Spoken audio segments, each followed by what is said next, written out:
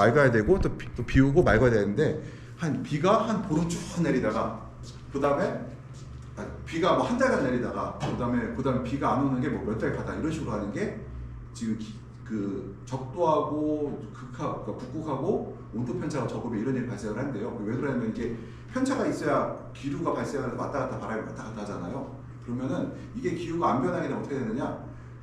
그 에너지가 축적이 돼서 태풍이 커진대요. 이게 이제 그 평상시에 그 무역풍이나 이런 바람으로 해서 왔다 갔다 해야 되는데 이게 속도가 늦어지고 그래서 제트기류라는 거 있잖아요. 우리 옛날에 배웠죠. 제트기류가 약해지고 있대요. 제트기류 타고서 옛날에 비행기들이 우리 유럽 갈 때는 어떻게 가요? 빨리 가고 반대로 올 때는 시간이 더 걸리잖아요. 비행 시간 자체가. 그게 이제 제트기류 영향인데 그게 훨씬 이제 덜하다는 거예요. 그것들이요. 그 다음에 제가 지난번 요거 했었죠. 요거 지금 오이하고 이것들 여기까지 했었고요. 우리가 이제 그 온도 조절에 의한 온도 조절의 기초 환기 용량을 이제 얘기해 보려고 하는데요. 과도한 열을 제거하려면은 이제 환기가 필요하죠. 환기가 필요한데 당연히 이제 열을 제거하는 제일 좋은 방법은 환기가 제일 저렴하고 제일 쉬운 방법이 되겠고요. 그런데 네덜란드 경우는 이제 인공 조명하고 안막 스크린을 사용해요. 이제 이것들을요. 우리도 이제 그 인공 조명을 사용하는 경우가 있잖아요. 근데 우리나라는 인공 조명을 사용할 때 안막을 치나 안 치나요? 안 쳐요. 안 쳐요. 왜 안 칠까요? 치면 비용이 발생을 해요. 어떤 비용? 온실을 식히는 비용이 발생을 해요. 그래서 보면은 우리가 그 예를 들어서 저기 9월, 10월 달, 11월 달 초까지 밤에 이제 보온광을 켜는 경우가 있어요. 그러면은 거의 대부분이 닫아 열고 치고 있고요. 그 다음 또 하나가 우리나라는 안막 스크린이 일반 대형 온실에는 있을까 없을까요? 없어요. 없어요. 그 이유가 뭘까? 돈이 들어가기 때문에 그렇죠. 근데 우리가 안막 스크린이 대형 온실 크고 잘 지은 온실은 없는데 저렴한 온실에는 안막 스크린이 있어요.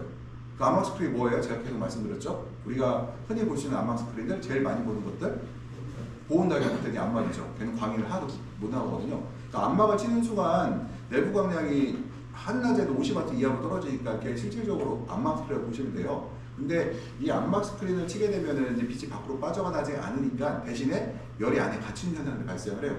그래서 우리가 그 항상 난방을 그 온도 조절을 할 때 그 인공 조명하고 안막 스크린 사용 여부에 따라서 달라질 수가 있는데요. 이런 거 인공 조명과 안막 스크린을 썼다고 해보세요. 그러면은 이 사람들은 뭘로 열을 식힐까요? 그러면은 강제 환기를 할 수밖에 없어요.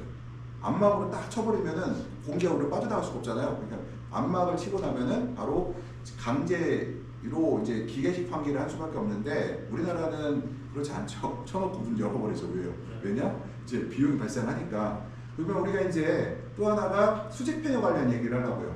수직팬은 제가 기본이 몇 미터가 돼야 수직팬을 사용할 수가 있다고 했죠? 6m 50. 6m도 좀 불안해요. 6m 50이면은 왜 그러냐면은 제가 조금 이따가 6m가 되면은 이게 수직팬이 이게 이제 트러스예요.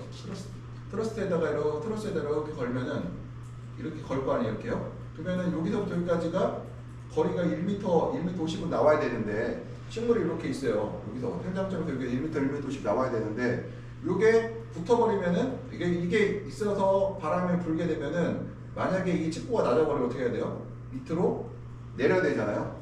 그러면은 내가 굳이 이게 내린다는 얘기는 생산성을 떨어뜨리는 얘기입니다. 이게 버터 1m가 되고 이게 한 3m 정도 돼서 이 3m 공간에 내가 키워야 되는데 이 공간을 줄여서 2m 50을 만들어 버리면은 내가 이런 설비를 한 의미가 없어져 버리죠, 이거요.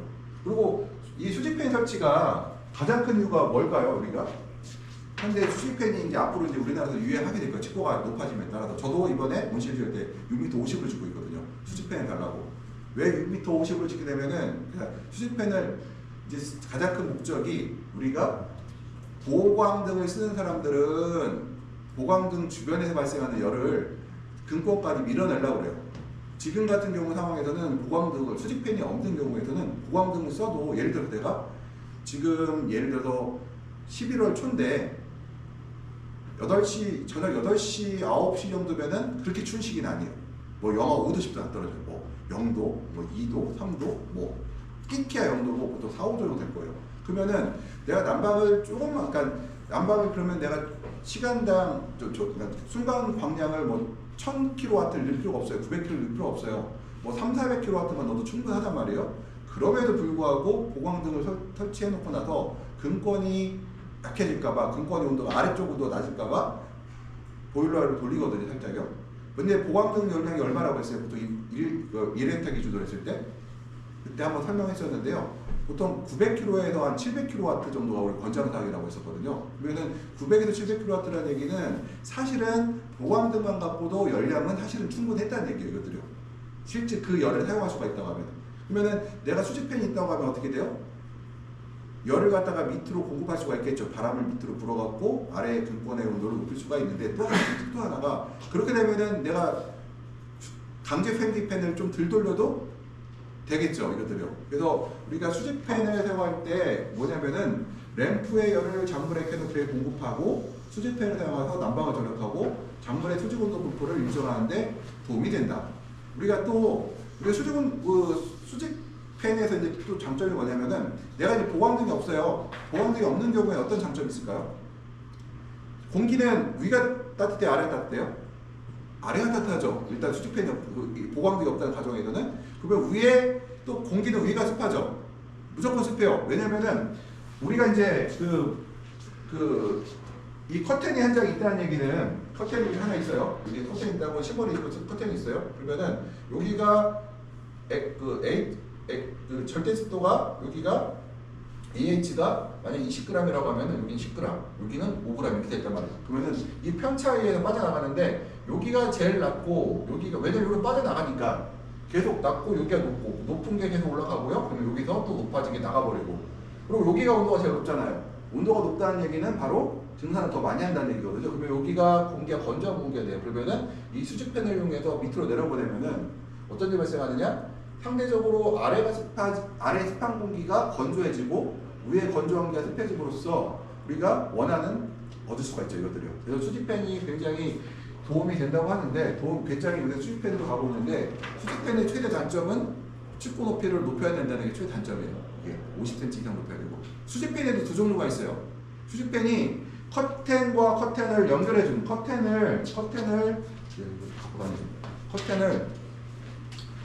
있어요. 우리 트러스 여기다 커튼 설치하잖아요. 1중 1 커튼 있잖아요. 여기다가 이렇게 구멍을 뚫어서 요 공기를 이렇게 내보내고 이렇게 내보내는 이런 수직팬이 있어요. 이런 팬이 있어요. 이렇게 해서 아래로 이렇게 빼내는 수직팬이 있고 우리는 그다음 커튼 밑에다 이렇게 다른 수직팬이 있거든요. 근데 이 수직팬은 우리가 커튼에 구멍을 뚫는 커튼은 저는 우리나라에는 안 맞다고 봐요. 그리고 우리 실제로 사용할 수가 없을 걸로 보고 있는 이유가 우리는 너무 춥거든요. 영하 15도 이렇게 떨어지니까 그러니까 네덜란드 같이 영하 끼키야 영하 2도 웬만하면 영상인 날씨 같은 경우는 그 위에 있는 공기를 갖다가 아래 늘어놓는 방식이 가능한데 우리는 워낙 춥기 때문에 영하 10도, 15도에서 만약 저게 되면 어떻게 될까요? 안 되죠. 그러면은 팬을 닫아야 되는데 팬을 밀폐한다고 팬을 닫는다고 하더라도 커튼의 성능보다 떨어지게 돼 있어요. 어떻게 되는 간에. 그렇죠. 아무리 뭐 한다고 해도 구멍이 뚫리게 되겠죠. 우리가 이거를 구멍을 완전 밀폐하려고 하면 비용이 엄청 비싼 걸 달거나 아니면은 뭐라고 해야 되나? 하여튼 비용이 비싸지겠죠. 굉장히 이제 정교한 기계들이 들어와야 되니까. 그래서 보통 우리가 이번에 수직팬 수입하는 거 봤더니 300평용으로 수입하는 게 한 80만 원 정도 되는 것 같아요. 생각보다 안 비싸더라고요. 수입품이 80만 원 정도면은 아마도 개발한다고 하면은 한 30, 50만 원 정도는 충분히 사지 않을까. 300평 커버하는데. 근데 문제는 수직팬 값이 비싼 게 아니죠. 뭐가 비싸요? 축구가 6.5m. 근데 지을 때 6.5m는 안 비싸요. 또. 제가 견적을 받아봤는데 6m나 6m 50이나 큰 차이 안 나요. 뭐 전체 생산비, 전체 골조비에서 5%? 이 정도 차이밖에 안 나요. 왜? 당연하죠. 인건비도 똑같아. 파이프 값만 올라가고 거기에 대해서 플러스 좀 알파가 붙겠죠. 근데 모든 설비는 똑같이 들어가는 상태에서 파이프 값만 그 파이프도 기둥 파이프 값만 더 올라가는 거니까 그렇게 생각보다는 비싸지 않더라고요.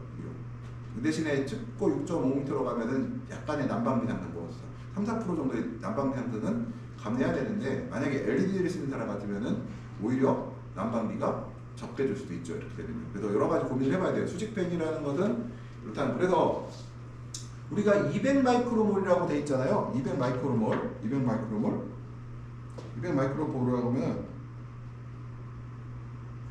200 마이크로몰 하면은 200 마이크로몰이면은 저기 와트로 얼마예요? 400 와트가 아니죠. 100와트. 네, 내가 우리 학생들 시험 문제 냈어요 이거. 그냥 우리가 그냥 이거는 정확한 건 아니에요. 그렇지만 대략적으로 우리가 계산할 때 그냥 태양광 기준으로 100와트면은 200 마이크로몰이다 이렇게 얘기를 해요. 이게 정확하지 않아요. 조금 더 높을 수도 있고 좀 낮을 수도 있는데 그냥 대충 그 정도에서 왔다 갔다 해서 우리가 200 마이크로몰이라고 하거든요. 그럼 200 마이크로몰이라는 100와트죠. 이 100와트라는 게 이게 제곱미터당 100와트예요. 보면은 1만 제곱미터면 얼마예요? 만 제곱미터면 1000kW죠. 오, 이거 엄청나죠? 이게 이제 고압 나트륨 이제 기준인데요. 이 고압 나트륨으로는 왜 200 마이크로몰이 1000kW냐? 왜냐면 이제 100 뭐죠? 효율이 그 LED 등 같은 경우는 이제 종류에 따라 다르지만 파 비율이 한 70~80%가 70% 정도 나오고 저기 고압 나트륨들은 50% 정도 45%에서 50% 정도 나오니까 우리가 보통 그러면은 만약에 내가 1000kW의 만약에 보강등을 쓴다, 고압 나트륨을 쓴다고 하면 LED 등은 상대적으로 한 30~40% 정도 줄어들 수가 있겠죠. 이것들 줄어들 수가 있겠죠. 그러면은 여기서 이제 볼게요. 우리가 200 마이크로와트의 그 마이크로몰 200 마이크로볼트의 파광을 만들기 위해서는 보면은 토탈 에너지 양이에요. 보면은 LED가 올티탑이라고 하는 그 필립스 제품이거든요. 그거 보면 필립스에서는 320와트 정도면 된대요. 파의 비율이 높아서. 근데 저기 수온은 뭐냐면은 고압 나트륨이거든요. 얘는 1000 정도가 필요하대요. 그다음 파라이트를 이제 마이크로볼을 퍼 램프당 이제 볼게요. 보면은 얘는 860을 만들어내고 얘요. 등 하나 기준이에요. 등 하나가 그러면은 320와트에서 860을 만들어내요. 얘는 1000에서 1791을 만들어요. 약간 두 배가 조금 안 되죠. 얘가 1791을 만들어내요. 45%, 그러니까 우리가 좀 잡고요. 일단 잡고요. 그러면은 요걸 갖고 이제 제곱미터당 따져보니까 램프의 개수가 4.3개가 들어가고 얘가 4.3 제곱미터를 커버하고 얘가 9제곱미터를 커버해요. 등 하나 커버한 양이. 그럼 얘 거의 반 정도 수준이면 그러니까 두 배를 커버하잖아요. 얘 320와트, 1000와트 갖고 그 640와트 정도의 면적을 커버하고 있다는 얘기예요. 그러면은 우리가 볼게. 그러면 어떻게 돼요? 전기 사용된 양이 보면은 얘는 114가 들어가고 제곱미터당 얘는 74와트가 들어가죠. 그러면은 결론적으로는 전기 사용량이 1.54배가 들어간다는 얘기고 열량이 1.54배가 들어간다는 거. 제가 아까 말씀드렸죠. 70% 정도 나온다고 했잖아요.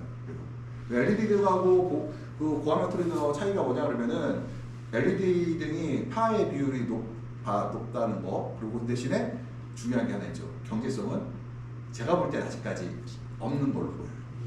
등이 하나가 100만 원. 등 하나가. 근데 고압 나트륨 등은 10만 원. 그래서 너무 차이가 나. 그리고 고압 나트륨 같은 경우는 우리가 겨울에만 쓴다고 하면 굳이 LED를 쓸 일도 없을 것 같다는 생각이 드는 게 우리가 이제 저희 지도교수님 같은 경우는 난방을 하게 되면은 보강등을 켜게 되면 난방을 꺼버리거든요. 그래서 그래도 대충 아래까지 열이 전달 초저녁이니까 열이 어느 정도 전달되는 것 같아요. 근데 LED 등을 사용하게 되면은 추가 난방을 또 해야 되거든요. 그래서 결론적으로는 그렇고 그런데 이제 교수님이 이제 한 가지 이제 써보면서 약간 아쉬운 거는 6월달, 7월달 비가 올 때 고압 나트륨 못 쓴다는 거. 비가 왔을 때 좀 온실을 좀 뽀송뽀송하게 만들어줘야 되는데 열량이 너무 올라가서 못 쓴다는 것들. 그래서 그런 얘기를 좀 하시더라고요, 친구들이. 아무튼 이게 보게 되면은 LED 등이 그 HPC 등에 비해서 이제 효과는 좋아요. 보면 이게 한 1.5배 정도 좋은데 가격이 이제 한 10배 정도 비싸요. 8배에서 10배 정도 비싸니까 이제 그런 것도 있고. 근데 고압 나트륨 같은 경우는 이제 이게 보면 300W짜리라고 하는데 요새는 고화면 조정 저희 이제 팜팜 쓰는 거 봤더니 700인가 800인가 하는데 그게 100만 원 정도 하는 걸로 들었거든요. 그리고 이거는 이제 좀 커졌죠. 용량이. 이것도 옛날 자료라 LED 용량도 지금 커지고 있어요. 근데 또 LED는 다양한 파장을 못 내죠. 다양한 파장을 못 내고 일정한 파장만 내잖아요. 몇 개의 파장만 못 내는데 그러다 보니까 이제 그거에 대한 이제 실물의 교란 현상에 대한 얘기도 나타나기 시작해요. 그래서 요즘은 하이브리드라고 해서 LED와 고화면 조리dom을 동시에 사용하는 쪽으로 좀 가고 있는 것도 있어요. 고압적인 원적외선 좀 많이 나왔다고. 예, 이게 그러니까 열선이 안 나오다 보니까 그리고 파장이 특정 파장만 나와서 이게 이제 실질적으로는 어떤 문제가 있다고 해서 두 가지 하이브리드 방식으로 사용하는 경우 조금 늘어나고 있다고 하더라고요. 200 마이크로그램은 뭐냐? 우리가 기준이 이거예요. 파 센서를 이용해서 내가 보강을 한다고 하면은 200 마이크로몰의 에너지가 나와야 된다. 이게 200 마이크로몰 정도의 파광이 나와야 된다는 얘기예요. 그러니까 결론적으로는 내가 200 마이크로몰이 안 나와요. 해봤더니 그러면은 그거는 열량이 작은 거고요. 우리가 유럽에서는 200 마이크로몰이라고 하는데 국내에서는 한 150 정도까지 하는 것 같아요. 약간 적게. 워낙 비용이 비싸니까 150 정도에서 하는 느낌을 받았어요. 150. 재보면 한 150 정도. 그러면은 와트로는 75와트. 저기 LED 같은 경우는 한 50와트 정도가 들어가겠죠. 제곱미터다. 그러니까 제곱미터 50m 만만치 않죠. 만제곱미터면 그것도 500kW예요. 그러니까 온도 조절에 기초한 이제 환기 용량에서 이제 수냉식 설비는 종종 LED에 사용되고요. 생성능률의 최대 35% 오지를 제거한다. 그러니까 저도 수냉 설비에 대한 얘기는 책으로만 봤고 국내에는 못 봤어요. 왜 못 봤냐면 우리나라에 설치 안 해요. 문 열어버리지. 커튼을 열어버리지 우리나라에서는 못 봤어요. 근데 우리가 만약에 법이 적용된다고 하면은 제가 한번 보여드렸죠. 빛 한번 보여드렸죠. 저기 카톡으로 한번. 보여드렸죠. 네. 그게 저거 이제 봤을 때 멋있다 했는데 다시 반대로 생각하면 저게 만약에 근처에 아파트가 있고 그러면 어떻게 됐을까? 뭔가 이게 그것도 일종의 사실은 법 위반이거든. 사실은요. 그것도 그 광이 그렇게 나오면 안 되거든요. 그러면은 이게 지금 우리나라에서는 요 비용이 비싸니 많이 보세요. LED 자체가 비싼데 거기다 수냉식으로 냉각까지 한다고 해보세요. 그럼 두 가지가 들어가죠. 비용이 설비 비용이 올라가고 또 뭐가 들어가요? 키는 비용. 그렇죠. 또 그 설비 비용 들어가고 돌리려면 또 얘들 또 들어가잖아요. 그래서 돈이 많이 들어가요. 그래서 제가 이런 얘기 들었어요.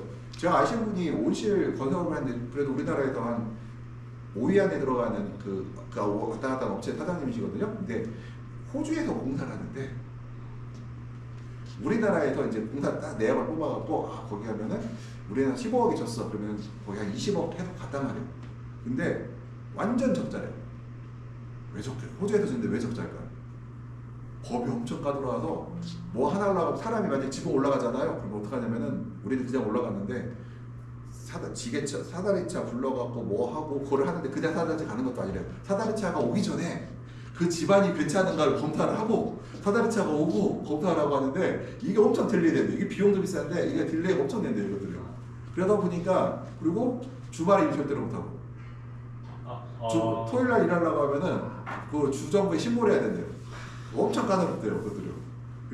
그래서 돈을 더 줘서 그러니까 돈을 주면 해결되는 문제가 아니라 법적으로 다 그것들이 넘어갈 일이 있고 그다음 모든 걸 할 때마다 전부 사회안전법이 들어간다.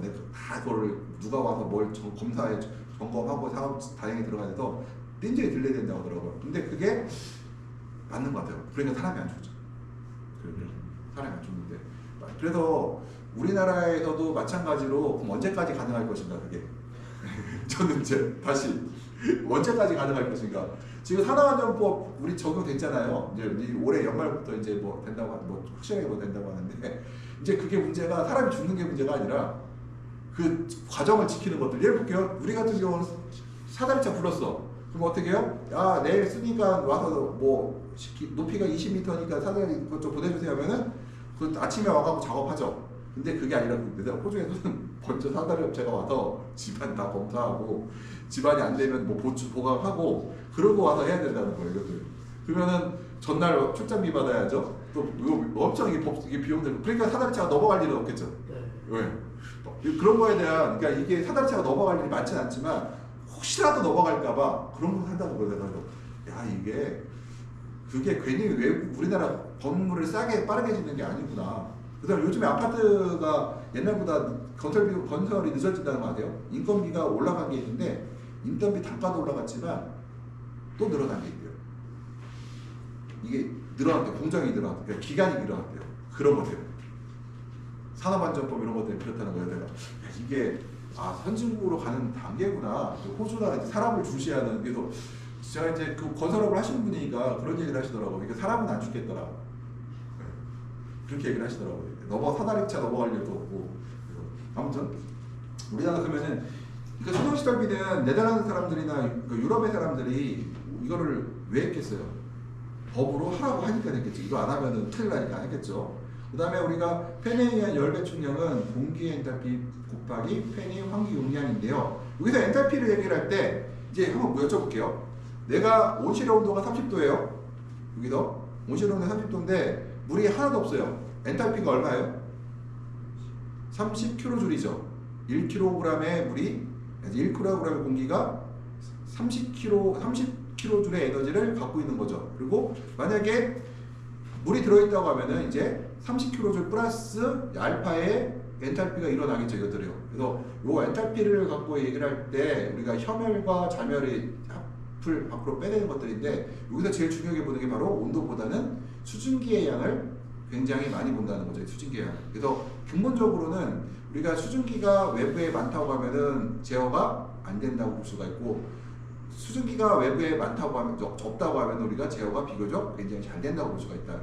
그래서 우리가 온도로 변화를 받지만 현재는 엔탈피로 보는 개념들이 들어왔고 실제로 이가 이제 그 우리나라에서만 할 때는 우리 중부지방, 남부지방에서는 엔탈피 개념이 크게 영향을 안 줄 거예요.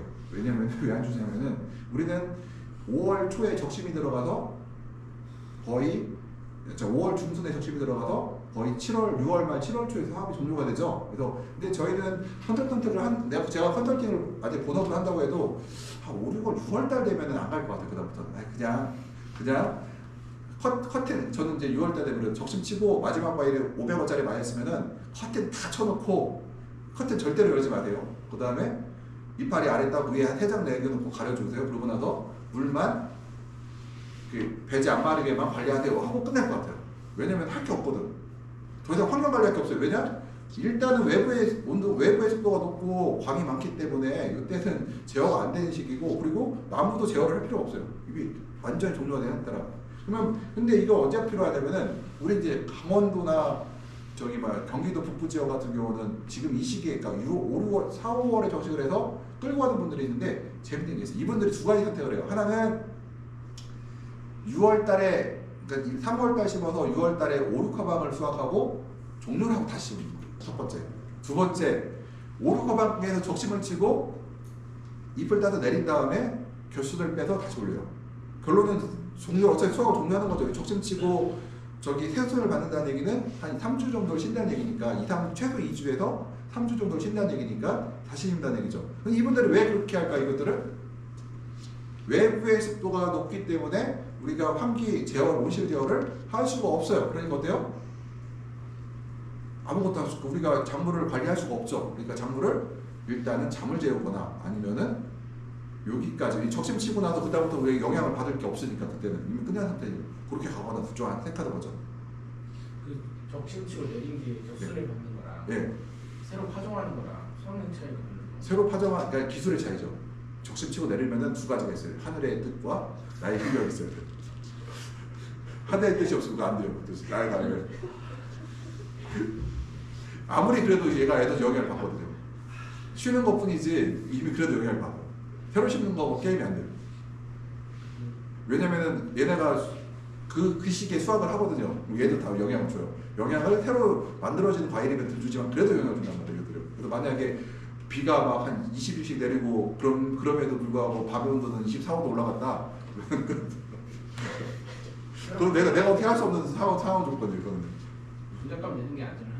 저는 다시 나는 웬만하면 저는 위험한 거 되게 싫어하거든요. 조금 돈을 좀 덜 먹고 말지 한 방에 가는 건 되게 싫어요. 내가 덜 먹고 말자는 제가. 그래서 내가 의지로만 될 수 있으면은 오케이 하라는 건데 이게 내 의지와 상관없는 새로운 요소들이 있기 때문에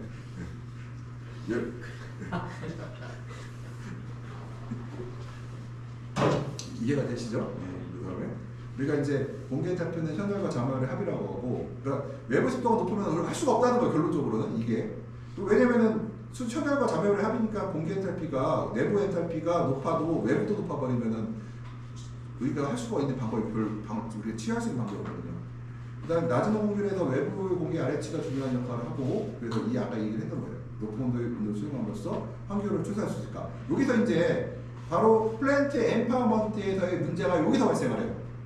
제가 이제 오늘 어제 같은 경우 이제 학생들을 가르칠 아마 유튜브 들어가셔서 보시면은 학생들을 가르칠 때 반드시 뒤에 써있는 할 때마다 한 챕터 끝날 때마다 뭐라고 나오냐면은 그렇지만 상황에 따라 다르다고 얘기해요. 상황에 따라 다르다. 그래도 이게 아닐 수도 있다고 얘기를 해요. 그거를 아닐 수도 있다. 왜냐면 보면은 이게 무슨 얘기냐면은 높은 온실 낮은 그러니까 외부 공기 아래치 중요하다고 하는데 높은 온실을 수용함으로써 환기율을 최소화할 수 있다고 했잖아요. 이게 높은 온도라는 것이 그럼 과연 몇 도씨인가? 책에는 높은 온도라고 써 있어. 근데 높은 온도가 우리가 이제 한계 온도라는 게 있잖아요. 한계 온도가 있어요. 한계 온도가 있고, 그 다음에 광합성도 또 있죠. 또 탄산가스 농도가 400ppm이에요. 그러면은 메다트에서 광합성을 최대로 많이 해요? 300이나 400이나 500이나 똑같다는 거예요. 똑같아요. 우리가 오해하고 있는데 400ppm에서는 300이나 400이나 500이나 똑같다. 근데 내가 탄산가스를 700 넣어주면은 그때는 600W, 700W에서 최고 광합성을 많이 해요. 근데 여기 또 하나 문제가 있죠. 한계 온도가 뭐예요? 33도, 35도가 우리가 한계 온도를 측정했어요. 한계 온도가 넘어가면 식물이 망가지기 시작하는 온도예요. 그거는 이제 광합성을 둘째치고 식물이 망가지기 시작해요. 그때는 우리가 최저 온도 12도 이하로 떨어지기 시작하면은 작물이 그때부터는 성장이 천천히 떨어지는 성장이 천천히 되는 것이 아니라 그때부터는 생육에 타격을 입기 시작해. 12도 이하로 떨어지기 시작하면 잠깐 떨어지는 상관없어요. 꾸준히 몇 시간씩 10도가 유지가 되면은 얘가 성장 속도가 굉장히 늦어지고 우리가 얘들이 다시 깨어나는데 시간이 걸린단 말이거든요. 그러면은 우리가 판단할 게 예를 들어서 33도를 유지하는데 광이 700W로 들어오고 있는데 근데 탄산가스를 700으로 넣을 수가 있어요. 그러면은 하라 이거예요. 오케이 33도 맞춰도 돼. 근데 내가 문을 열어서 내부가 내가 10% 20% 열었더니 700 넣으면 계속 빠져나가서 700이 안 맞춰져. 400, 500밖에 안 돼. 500밖에 안 나와. 아무리 이렇게 따뜻한 밀어 넣어도 다 빠져나가서. 그럼 내가 거기서 33도를 어떻게 맞추냐는 거죠. 33도 맞추면 마이너스다. 가스값 나가지. 그 다음에 온도 올라가서 광합성도 중요하지. 호흡량도 늘어나지. 키도 빨리 크지. 그러니까 이거를 어떻게 할 것인가에 대해서 얘기를 해야 돼요. 이것들을. 우리가 이제 특히 우리가 마침 그 시기들이 광이 많은 시기가 되게 습도가 높은 시기가 일치하기 때문에요. 이것들을 생각을 해봐야 된다. 이것들이. 그래서 이게 플랜트 엠파워먼트에서 갖고 온 내용들인데 요거 갖고서 이제 자꾸 습도 얘기를 해요. 그래서 제가 습도에 대해서 조심스러운 게 습도가 중요하긴 해요. 그렇지만 한계 온도라는 게 있는데 그 다음에 그 광합성이라는 건 분명히 300ppm 이산화탄소 농도와 300W, 400W 정도에서는 400ppm이 이제 한계치라는 거 나오거든요. 거의 거기까지밖에 광합성 못한다고 하는데 그러면은 이거는 제가 말하는 거는 다른 요인으로 한 거예요. 예를 들어 유럽의 과학자들이 보면은 그런 걸 잘하더라고요. 모든 조건을 완벽하게 갖추고 탄산가스를 400으로 고정한 상태에서 광량을 갖고 계산해 광량만 다르게 이렇게 해놨어요. 그랬더니 다른 조건이 이렇게 완벽해도 요 400ppm에서는 3,400W 정도에서밖에 광합성이 최고치를 찍더라는 거예요. 그래서 우리가 항상 조심하실 게 이게 온도가 높냐? 온도 높을수록 인정할 수 있다. 대신에 이제 다른 조건들을 맞춰야 된다는 거 굉장히 맞추기가 쉽지 않다. 지금 맞출 수 있어요. 오전에. 근데 오전에 맞추려면은 맞출 수 있어요. 지금은 아직. 근데 또 다른 요인들을 봐야 되죠. 우리들은. 이거는 저희가 그다음 온도 조절에 기초한 환기 경량을 보게 되면은 우리가 60W 제곱미터당 배출에 필요한 환기량 계산해 볼게요. 60W가 1시간 동안에 들어오게 되면은 몇 줄이에요? 몇 줄 정도 와요? 3,600줄이다. 60 곱하기 60 곱하기 60은 우리가 3,600줄의 에너지가 들어오겠죠. 그러면 그러면은 3.6kW가 제곱미터당 항상 면적이 달라붙어야 돼요. 제곱미터당 3.6kW 정도의 에너지가 들어오고 있죠. 이거를요. 그러면은 우리가 그 환기에 대해서 이제 우리가 얼마큼 환기를 시킬 것이야 되는 얘기를 해볼게요. 우리가 이제 여기서 볼게요.